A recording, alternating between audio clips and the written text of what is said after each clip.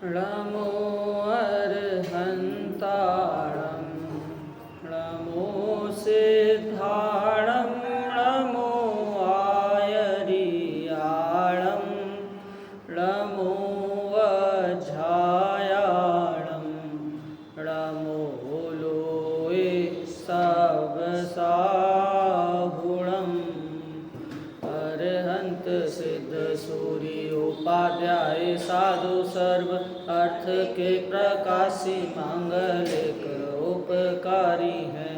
तेन को स्वरूप जान रागत भई जो भक्ति काय को न माए स्तुति उच्चारी है। धन्य धन्य तेन ही ते काज सब आज भय कर जोरी बारंबार वंदना हमारी है। मंगल कल्याण सुख ऐसो हम चाहत हैं। हो मेरी ऐसी दशा जैसी तुम धारी है। हो मेरी ऐसी दशा जैसी तुम धारी है।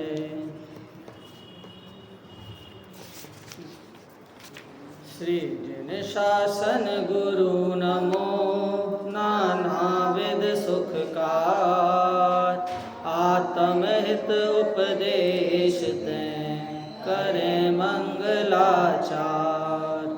सुहे जिन शासन में आत्मानुशासन श्रुत जाकी दुख हारी सुखकारी साची शासना। जाको गुण भद्र करता गुण भद्र जाको जानी भद्र गुण धारी भव्य करत उपासना। ऐसे सारे शास्त्र को प्रकाश अर्थ जीवनी को बने उपकार नाशे मिथ्या भ्रम वासना। ताते देश भाषा करी अर्थ को प्रकाश करो जाते मंद बुद्धि हुके अर्थ भासना। होते होते अर्थ भासना। लक्ष्मी निवास निलयम विलीन विलयम निधाय हृदिवीरम। आत्मानुशासनमहं वक्षे मोक्षाय भाव्यानां। जो लक्ष्मी के निलय रूप उन अविनाशी प्रभु को धार ग्रंथ रचूं आत्मानुशासन भव्य जनों को है शिवकार। अपना आत्मानुशासन ग्रंथ यहाँ पर विगत दिवसों से इसकी चर्चा हो रही है और ये ग्रंथ गुणभद्राचार्य द्वारा लिखा गया है।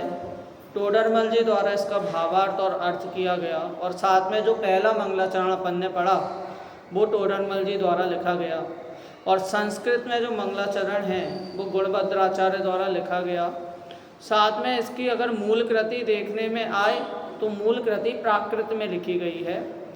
हाँ, तो अब इसके बाद और इसके जो हिंदी छंद लिखे गए हैं वो अभय कुमार जी देवलाली द्वारा लिखे गए हैं।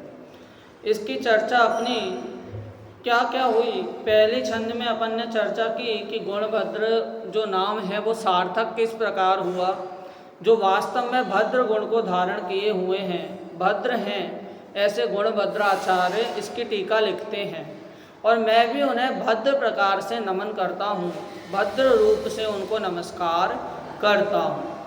मंगलाचरण की प्रतिज्ञा भी ली, क्या एक तो कारण भी बताया और प्रतिज्ञा भी ली। कारण क्या कि मैं अपने भाई धर्म भाई लोकसेन के लिए यह ग्रंथ लिख रहा हूँ। उनके लिए क्यों लिखा, क्योंकि वो अपने आचरण से उतर रहे होंगे, इसीलिए उनके समझाने हेतु ये ग्रंथ लिखा।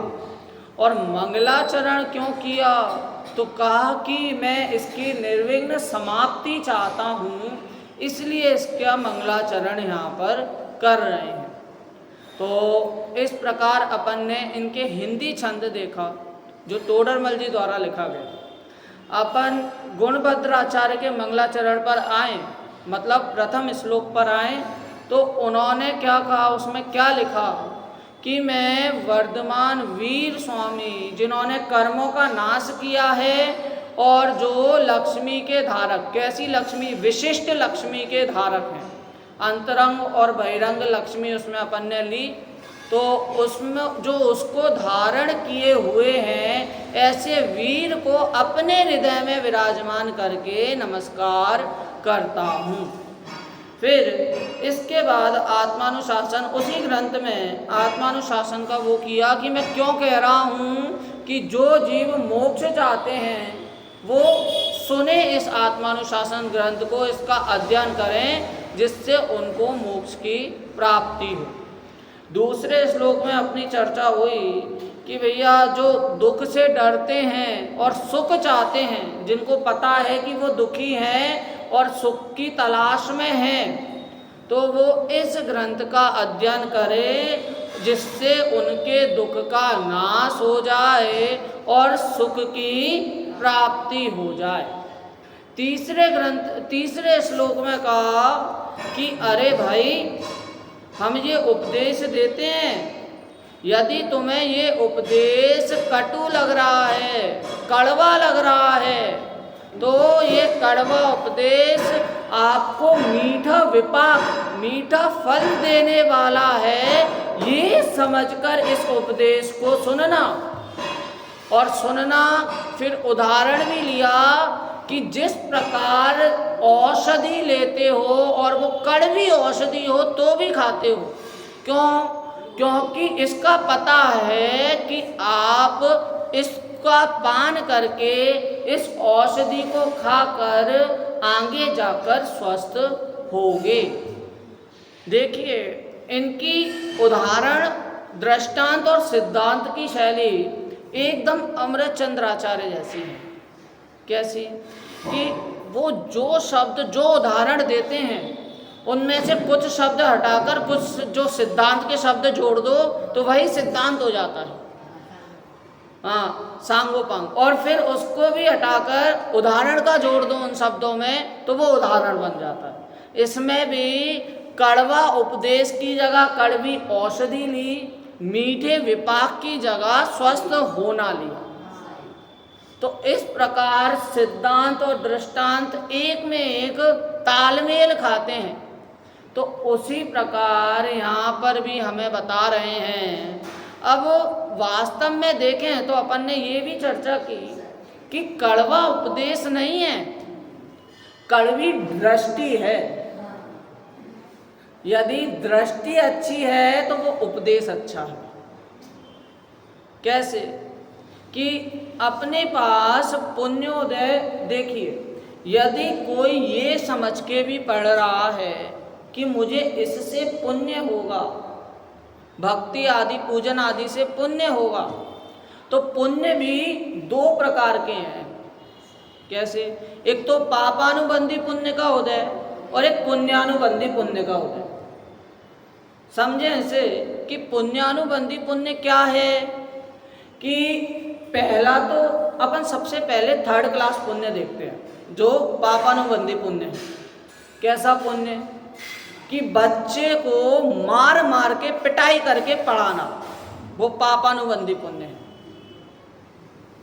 क्या? अपन धंधा कर रहे हैं, एक तो होते हैं तीर्थंकर, जो पहले से 3 ज्ञान के धारी होकर जन्म लेते हैं, और एक होते हैं अपने जैसे मनुष्य, जो ज्ञान तो है, 3 ज्ञान नहीं है, पर मति और श्रुत ज्ञान के द्वारा जन्म लेते हैं। उसमें भी श्रुत ज्ञान करके उसमें थोड़ा विशेष अपन को जानना कैसे पड़ेगा? या तो मम्मी पापा द्वारा पिटाई करके, या तो खुद अध्ययन करके। ये है पापानुबंधी। पुण्यानुबंधी पुण्य होता है कि आप पहले से ऐसे परिवार में जन्मते हो, आपको कमाने की जरूरत नहीं है, मात्र धर्म अनुराग, धर्म ध्यान करना। और पापानुबंधी पुण्य होता है, आप जन्म रहे हो तो आपको वहाँ पर मेहनत करनी है, कमाने की मेहनत करनी है, व्यापार में लगना है। ये तो पुण्यानुबंधी पुण्य में क्या है, अपन पुण्य लेके जन्मेंगे और धर्म में लगेंगे, वो पुण्यानुबंधी पुण्य है। और पापानुबंधी पुण्य क्या है कि अपन पुण्य लेके जन्मेंगे तो, लेकिन धर्म ध्यान में अपना समय नहीं देंगे, वो पापानुबंधी पुण्य है। तो इस प्रकार दो पुण्यों का उदय अपन को देखने में मिलता है। मैं तो कहता हूं कि पुण्य क्या है। यदि धन आदि को आप पुण्य मानते हैं, धन आदि को, दौलत को, जो भी आपकी प्रॉपर्टी है उसको पुण्य कहते हो, तो पुण्य एक तो भिखारी को लो और एक सेठ को लो। यदि सेठ के पास पैसा है, उसे नींद की गोली लेनी पड़ रही है कि नींद मेरी अच्छी हो, कहीं पैसे में लॉस ना हो जाए, कहीं मेरा पैसा चोरी ना हो जाए, कहीं मेरा नौकर दगा ना कर दे, इतनी सारी टेंशन। और वहाँ पर भिखारी को लो जो रेलवे स्टेशन पर मच्छर आ रहे हैं और मच्छरों के बीच भी चैन की नींद सो रहा है, तो वहाँ पर नींद संबंधी पुण्य का उदय किसका हुआ, भिखारी का हुआ या सेठ का हुआ। तो इसीलिए वहाँ पर जहाँ पर अपनी दृष्टि अपन को सुख भाषित हो, अपन को साता भाषित हो, वो पुण्य है। और जहाँ पर अपन को इतनी सारी सामग्री मिलने के बाद भी असाता रूप दुख का उदय हो रहा है, तो वही पाप है। जैसे साता असाता क्या कि यदि बादल है, बारिश हो रही है, तो बारिश, वही बारिश आपको दुख का कारण हो सकती है। कितनी कीचड़ है, कैसे दुकान जाएं, कब, हमेशा बारिश होती रहती है, हमेशा छप छप छप छप होते रहता है। और वहीं पर ही किसान से पूछें तो वो बारिश उसको सुख कर है। इस प्रकार साता असाता का एक ही चीज किसी को सुख कर लग रही है और एक ही चीज किसी को दुखदाई लग रही है। यदि ये जिसको दुखदाई लग रहा है, कटु वचन लग रहे हैं, तो इसकी इस विषय में अभी नया नया घुसा है, अभी अभ्यस्त नहीं है। यदि बच्चा भी खेल में घुसता है तो उसको शुरू में कठिन लगता है, लेकिन उसके रुचि के अनुसार है तो वो उसमें अभ्यस्त होता है, उसकी प्रैक्टिस करता है। उसी प्रकार इसमें अभी नया नया प्रवेश हुआ है? सुध परिचिदानुभूता सब्वस्व विकाम भोग बंद कहा, ए यत्त शुभलंबो डबरिन सुलहो विहत्तस। क्या कि ये तो पहले की बात है कि अनादि से काम भोग बंधन की कथा में लगा तो उसमें आलस नहीं आता, उसमें उसको मजा आता है, जल्दी समझ में आ जाती है, क्योंकि उसके विषय में ये अभ्यस्त है। परंतु ये इसको कठिन क्यों लग रहा है? क्योंकि ये घुसा ही अभी अभी नया नया प्रवेश किया है, और इस प्रवेश में ही इतना सारा एकदम से समझ में नहीं आ रहा। क्यों? क्योंकि ये अभ्यस्त नहीं है। तो इसीलिए तो बालबोध, बालपोती, ये सब लेवल बनाए गए कि बालबोध द्वारा बच्चा पढ़े और धीरे धीरे करके उसका लेवल धीरे धीरे पता चले। अपन देखें तो हर जगह परिभाषा भी लेवल के अनुसार है। जहाँ मिथ्यात्व को पहले अकेला मिथ्यात्व बताते हैं, क्या कि मिथ्यात्व मतलब उल्टी मान्यता, वे मिथ्यात्व।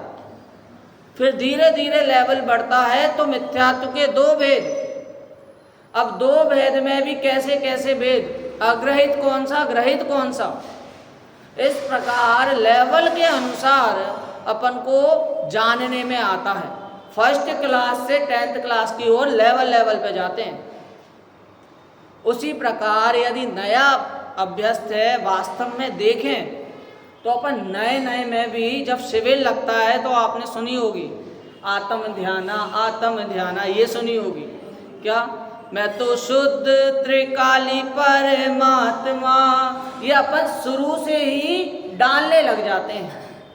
एक पगड़ी प्रथा होती है, पहले होती थी या अभी भी होती होगी कहीं कहीं, क्या कि उसमें क्या मतलब उसका कि जिस प्रकार पिता ने धर्म ध्यान किया है, जिस प्रकार पिता ने साधर्मियों को श्रद्धालु साधर्मियों को श्रावकों को और मुनिराजों को आहार दिया है, वही प्रवृत्ति तुम भी करो।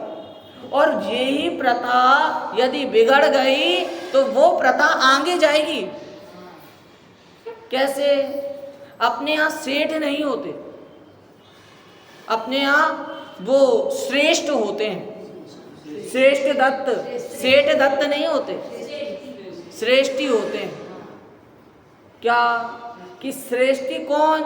जिसमें विनय हो। अरे भाई, यदि ये माने कि धन से ही प्रभावना होती है तो अपने प्रथमानुयोग में कितने ही ऐसे उदाहरण हैं। बनारसी दास जी को ले लो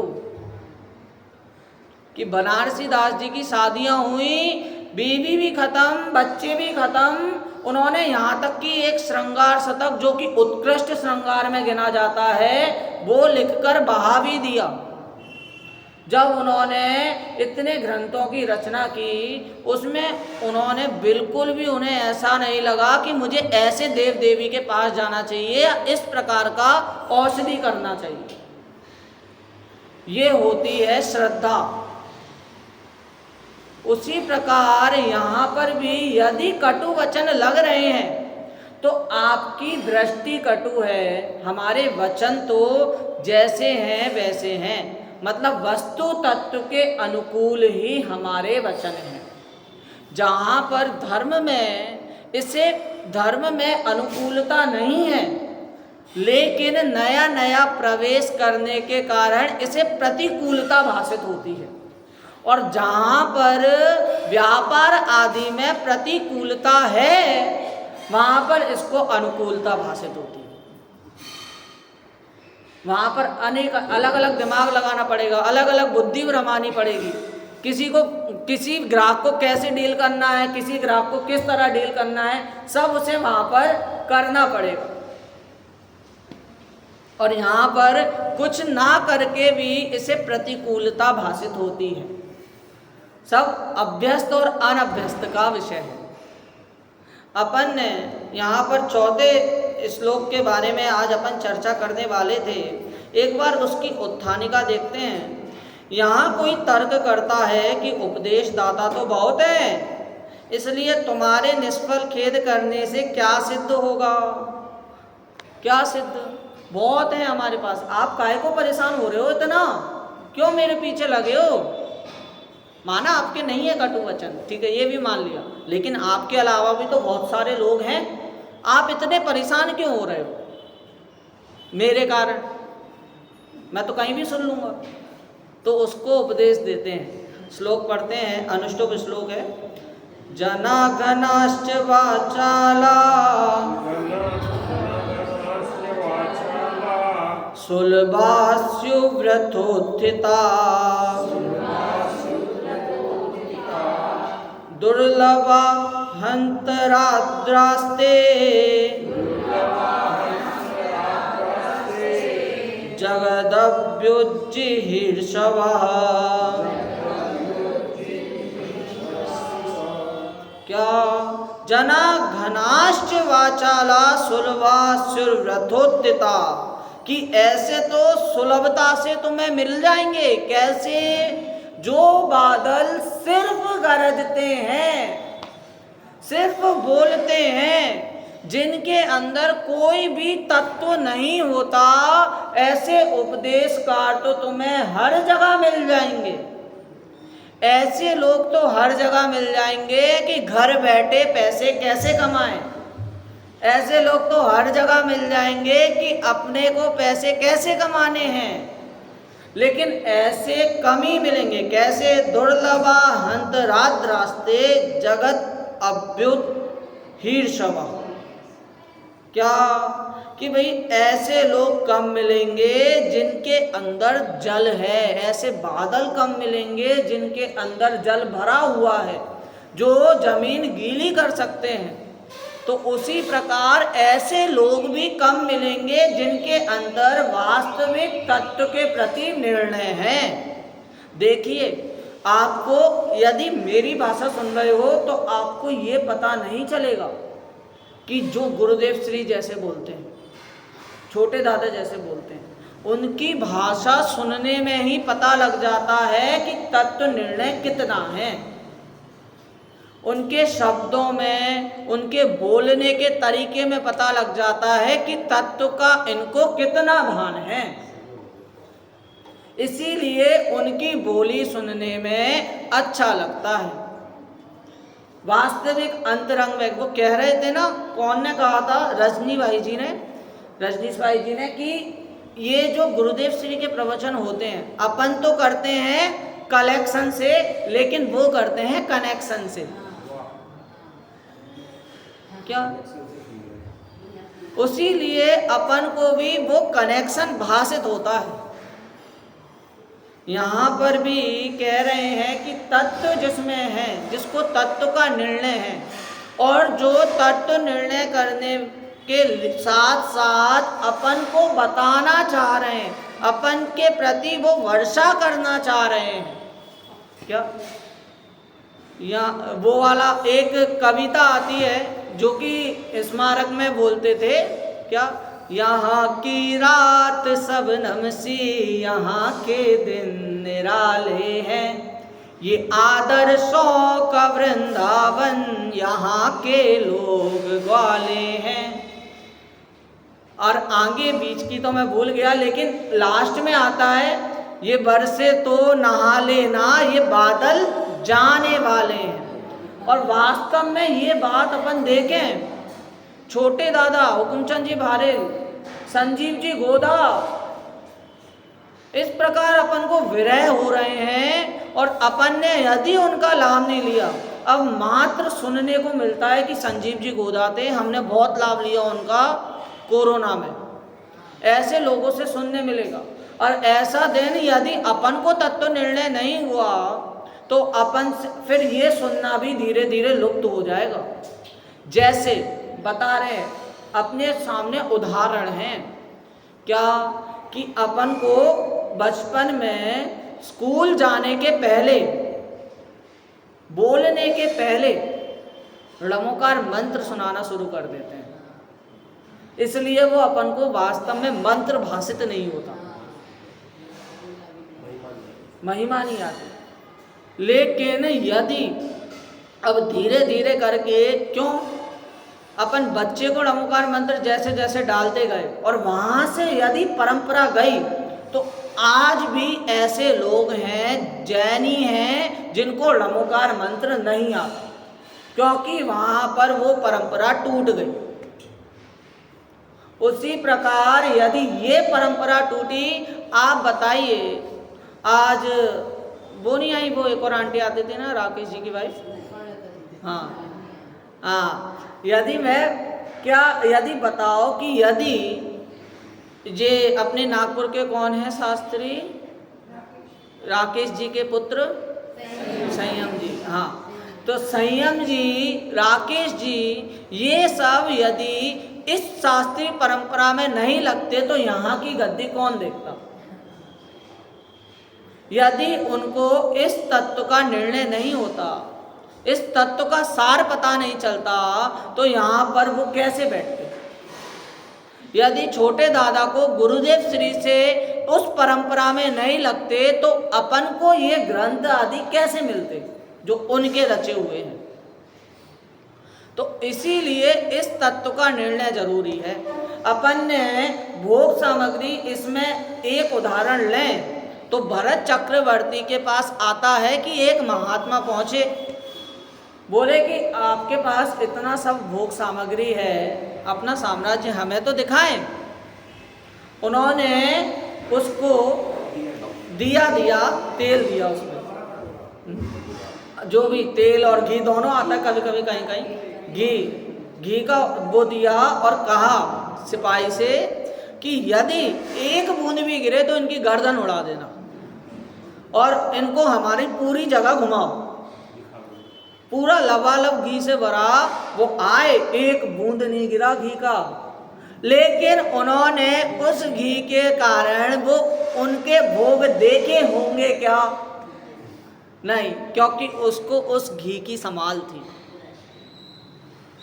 ऐसे यदि आपको छाछ और एक घी दे दिया जाए, दोनों कटोरे दे दिए जाएं, आपको ठोकर लगेगी तो सही बताना आप किसको बचाओगे, छाछ को या घी को?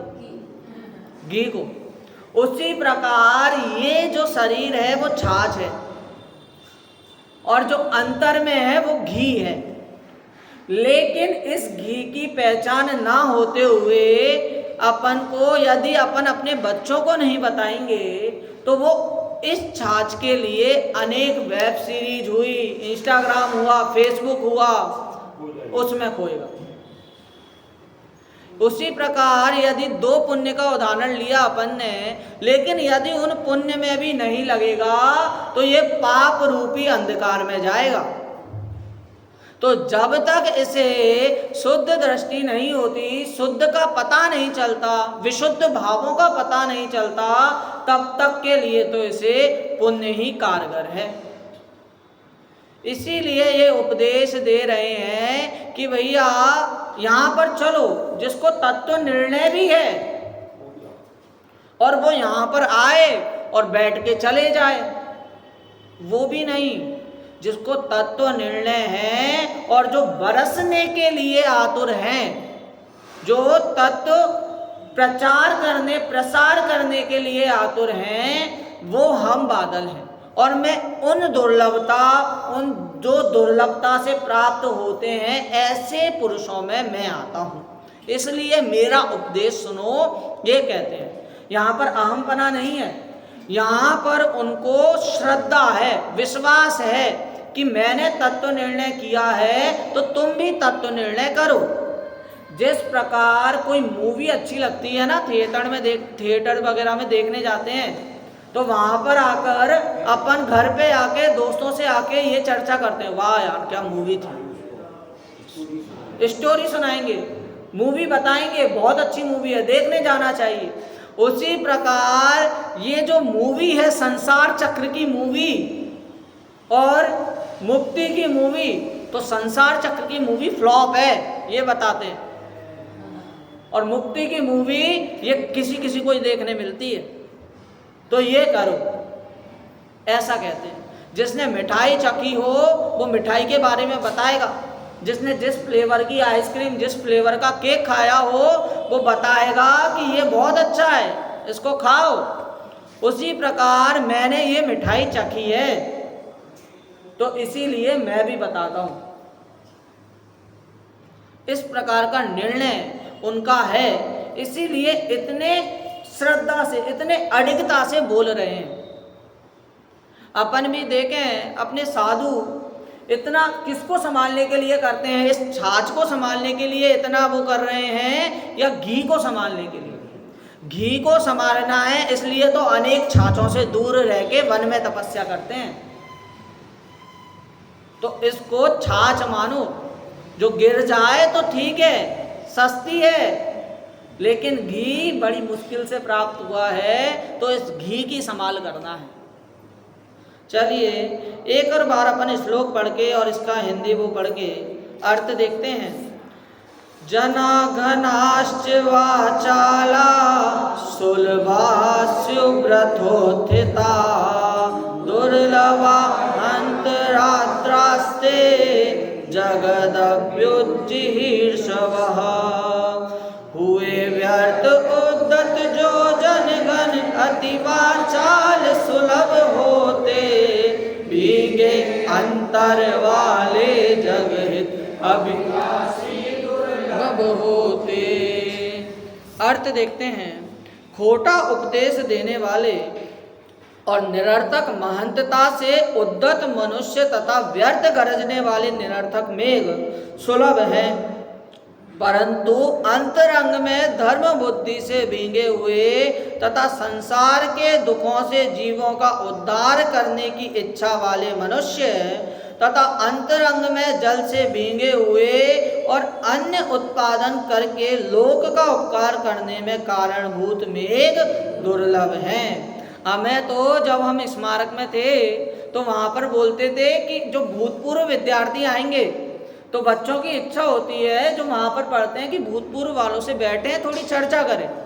लेकिन भूतपूर्व वाले अपन को क्या बताएंगे, हमने तो ऐसा ऐसा किया, हमने तो ऐसे ऐसे कांड किए, हम इतनी इतनी बड़ी मूवी देखने, इतनी मूवी देखी हमने, तो ये देख। और ऐसे भूतपूर्व वाले छात्र बहुत दुर्लभता से मिलेंगे जो अपन को बढ़ाएंगे कि हमने अध्ययन कैसे किया, हमने कैसे अध्ययन किया, किसका कोर्स किया, किस प्रकार से हम जाते थे कॉलेज, ये सब बातें करने वाले बहुत ही दुर्लभता से मिलेंगे। उसी प्रकार यहाँ पे भी कह रहे हैं कि भैया ऐसे लोग तो सुलभता से मिल जाएंगे जो कि फालतू की व्यर्थ के संसार के जगजाल में फंसाने वाले हैं, लेकिन ऐसे लोग दुर्लभता से मिलेंगे जो संसार से पार उतारने वाले हैं।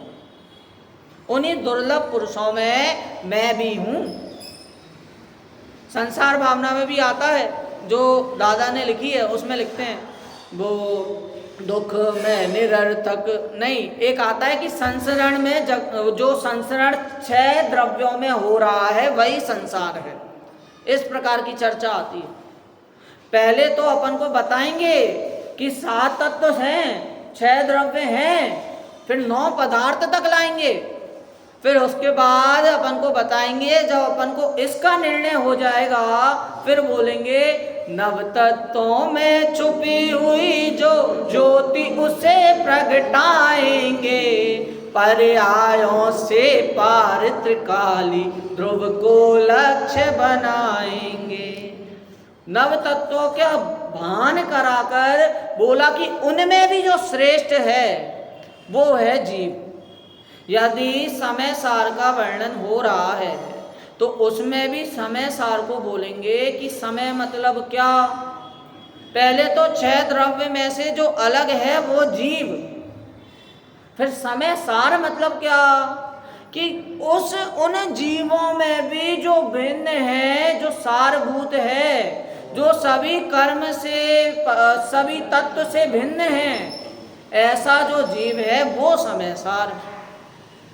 तो ऐसे फालतू के सफ़ेद बादल, काले बादल, खाली बादल, इन ये जो बादल है इनसे भी जो भिन्न है, जो भरा हुआ है, जो वर्षा करने वाला है, वो बादल उसके समान मुझे मानो। ये काले पीले बादल, सफ़ेद बादल तो अलग अलग हैं, ये तो व्यर्थ के हैं, व्यर्थ के गरज रहे हैं, लेकिन मैं गरजने वाला ही नहीं हूँ, बरसूंगा भी। और कैसा बरसूंगा, तुम्हें भिगाने वाला हूँ। इस प्रकार की चर्चा कहते हैं। भावार्थ देखें उसमें क्या है, यद्यपि उपदेश दाता बहुत है तथापि धर्म बुद्धि से जीवों का उद्धार करने वाला जैसा उपदेश हम देंगे वैसा उपदेश देने वाले कम हैं, इसलिए हमारा उद्यम निरर्थक नहीं है। उद्यम क्यों कहा इसमें, ग्रंथ पहले की बात बता रहे, पहले से जॉइंट कर रहे हैं कि उद्यम जो है हमारा लिखने का, समझाने का, वो व्यर्थ नहीं है। हमें पता है हमारा उपदेश है, तुम्हें लग रहा है कटु है लेकिन वो कटु नहीं है, तुम्हें लग रहा है कि कड़वा है लेकिन आगे जाकर तुम इसके उपदेश के द्वारा ही मीठा फल पाओगे। मीठा फल पाओगे इसका मतलब कौन सा सम्यक दर्शन लेना, इसे अधिगमत सम्यक दर्शन समझना कि उपदेश द्वारा, किसी के निमित्त द्वारा सम्यक दर्शन की प्राप्ति करना, इस प्रकार कहते हैं। और साथ में अपन और भी उदाहरण लें तो कल ही अपन ने लिया था सुदर्शन सेठ का उदाहरण, जम्बू स्वामी का लिया था, सुदर्शन सेठ का लिया था कि जम्बू स्वामी का कैसा था कि संसार में उलझने वाले के लिए उन्होंने शादी कराई लेकिन वैराग्य जीता, राग की हार हुई। 2 पंक्ति बोली थी, कन्या हुई विरागी पर तुम ना हुए अनुरागी, थी राग विराग लड़ाई पर विजय तुम्ही ने पाई। अरे अपन देखें, एक पंक्ति आती है कि श्री जिन धर्म का यह धर्म हमें सहज रूप से अच्छा लगे, गमे। मेरे को याद तो नहीं है वो पंक्ति, लेकिन उसका भावार्थ यही है कि जो जैन धर्म है हमें सहज रूप में गमे। सहज रूप में क्या, देखो, सच्चा धर्म और अच्छा धर्म होना मात्र इतना ही काफी नहीं है, लेकिन सच्चे धर्म और अच्छे धर्म का भान होना ये काफी है। सच्चा धर्म और अच्छा धर्म तो मिला, लेकिन यदि उसको समझा नहीं तो कुछ काम का नहीं है। जैसे अपने स्वरूप का भान नहीं हुआ, अपना पेपर में रोल नंबर नहीं पता, बाकी आपको पूरी बुक रटी हुई है, तो आपका वो पेपर कुछ काम का नहीं है। क्यों? आपने पूरी चीजें पढ़ ली, लेकिन आपने अपने को ही भूल गए, तो वो पेपर कुछ काम का नहीं है। लेकिन एक बच्चा है जिसको सिर्फ अपने बारे में पता है और थोड़ा बहुत भी पता हो दूसरी चीज़ों के बारे में, दूसरे प्रश्नों के बारे में, तो वो कुछ ना कुछ तो मार्क्स ले आएगा। क्यों? क्योंकि मेन बात उसे अपना पता है। उसी प्रकार यदि अपने बारे में पता हो तो अपन तो इस संसार से पार हो जाएंगे। हमें बाकी चीज़ों से कुछ लेना देना नहीं है, इस प्रकार कहते हैं। अरे अपने पास एक और उदाहरण था सुदर्शन सेठ का, क्या? जिसमें आत्म सत्य है क्या कर सके निमेर, रानी नहीं डिगा सकी सेठ सुदर्शन चेत। क्या? वो तो अपना धर्म ध्यान शमशान में कर रहे थे, ध्यान भंग हुआ, आंख खुली, रानी के महल में थे, तो भी उनका चित्त बिल्कुल नहीं डिगा सका। जबकि एक भाव उनको आया कि यदि मैं इस जंजाल से निकल जाऊं तो दिगंबरी जैनेश्वरी दीक्षा धारण करूंगा। और वहां पर उनके शुद्ध परिणामों द्वारा देवों द्वारा सूली को सिंहासन बना दिया। बताइए, तो जहां पर अपने परिणाम शुद्ध हैं वहां पर निमित्तों की कमी नहीं पड़ती। जहां पर अपन को कुछ करना हो, जैसे कि अपनी रुचि भी जहां पर होना, वहां पर अपन बहुत उद्यम करते हैं, बहुत मेहनत करते हैं, और वहां पर अपन को निमित्त उसी प्रकार मिलते भी जाते हैं। जैसे कहते हैं कि बुरी संगति को जल्दी ढूंढ लेती है, तो ऐसा क्यों नहीं होता कि अच्छी संगति को ढूंढे? यदि बुरी संगति से बुरे होते हैं तो आप तो अच्छे हो, तो आप अच्छी संगति से अच्छा क्यों नहीं करते? उसी प्रकार आचार्य कह रहे हैं कि मैं तो बहुत अच्छा हूं और मैं चाहता हूं तुम भी मेरे उपदेश से अच्छे हो। इस प्रकार अपन को उपदेश समझना चाहिए। और आगे जाकर अभी इस श्लोक के बाद इसकी उत्थानिका पढ़ो, दूसरे अगले श्लोक की, 5वें श्लोक की, उसमें कहेंगे, वक्ता का स्वरूप कहेंगे। यदि ऐसा है तो उपदेशदाता कैसे गुणों से युक्त होना चाहिए? इस प्रश्न का उत्तर प्राज्ञः इत्यादि निम्न 2 छंदों से देते हैं। देखिए, उपदेश से आपको कुछ याद आ रहा है? वक्ता का स्वरूप आपने कभी कहीं पढ़ा हो, मोक्ष मार्ग प्रकाशन, उसमें उन्होंने बताया कि वक्ता कैसा होना चाहिए, श्रोता कैसा होना चाहिए, और दोनों को एक चीज कॉमन बताई कि सम्यक ज्ञान का धारी होना चाहिए। वहाँ सम्यक ज्ञान लिया, कौन सा सम्यक ज्ञान, उसको किस रूप में समझना? वहाँ सम्यक ज्ञान समझना कि सच्चा ज्ञान होना चाहिए। यदि यहाँ से बोला जाए कि जो तीर्थंकर हैं 26 होते हैं, तो श्रोता को पता होना चाहिए कि 24 होते हैं। वैसे तो यहाँ से भी वक्ता को सम्यक ज्ञान होना चाहिए। एक प्रकार से बोलने के लिए कह रहे हैं कि श्रोता को इतना तो थोड़ा पता होना चाहिए कि जो बात बताई जा रही है वो जिन धर्म के अनुकूल है या नहीं, वो मेरे अनुकूल है या नहीं, इस प्रकार का सम्यक ज्ञान। तो वहां पर सच्चे ज्ञान, सम्यक ज्ञान का अर्थ सच्चा ज्ञान ही लेना। जैसे यहाँ पर लिखा ना, यहाँ पर एक मैंने लिखा था बिंदु कि प्रतिकूलताओं से घबरा कर, वैराग्य के संबंध में बात लिखी थी कि वैराग्य अपन ने पढ़ा तो है, अपन ने उदाहरण भी देखे। कौन के उदाहरण देखे? आज ऋषभदेव के उदाहरण देखे हैं, पार्श्वनाथ के उदाहरण देखे हैं, और भी अन्य तीर्थंकरों के उदाहरण देखे। उनमें अपन ने देखा कि नीलांजना की मृत्यु हो गई तो क्या ऋषभदेव की आयु कितनी थी? 84,000 वर्ष, 84 लाख वर्ष पूर्व। तो उसमें भी उनकी 84 लाख वर्ष पूर्व जो आयु है, उनके सामने और कोई मृत्यु नहीं हुई होगी क्या? सिर्फ एक नीलांजना की ही मृत्यु हुई? नहीं, अन्य भी मृत्यु हुई होगी। लेकिन उस समय काल लब्धि ऐसी थी कि उनको वैराग्य आना था, तो उस समय वैराग्य आया। नीलांजना की मृत्यु मात्र निमित्त बनी। तो एक चीज अपन क्या देखें कि घबराकर उन्होंने मृत्यु, वो वैराग्य ले लिया क्या कि मेरी भी मृत्यु ऐसी होगी आगे जाकर, मेरे लिए भी कोई नहीं होगा, तो घबरा के वैराग्य ले लिया। ऐसा नहीं। क्या कि जो इन सब चीजों से घबराकर वैराग्य ले, तो वो वास्तविक वैराग्य नहीं है। जो राग से भिन्न जानकर अपनी दृष्टि में जाए, अपने अंतर में जाए, राग से भिन्न वैराग्य जाने, वो वास्तविक वैराग्य है। तो अपन जितने भी प्रथमान योग की कथा पढ़ते हैं, उसमें भी अपन को नए ज्ञान होना बहुत जरूरी है कि यहाँ किस अपेक्षा से बात कह रहे हैं। इसी अपेक्षा बहुत है बात कहने की। यदि अपन खाना खा रहे हैं, मम्मी रोटी बना रही है, देते हैं ऐसे एग्जाम्पल, क्या आप बोलो मम्मी रोटी दे दो, वो बात अलग है।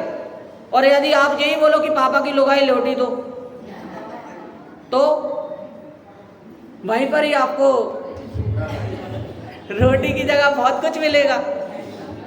तो हाँ, तो वहां पर कहने की एक ही बात है, लेकिन कहने का ढंग अलग है।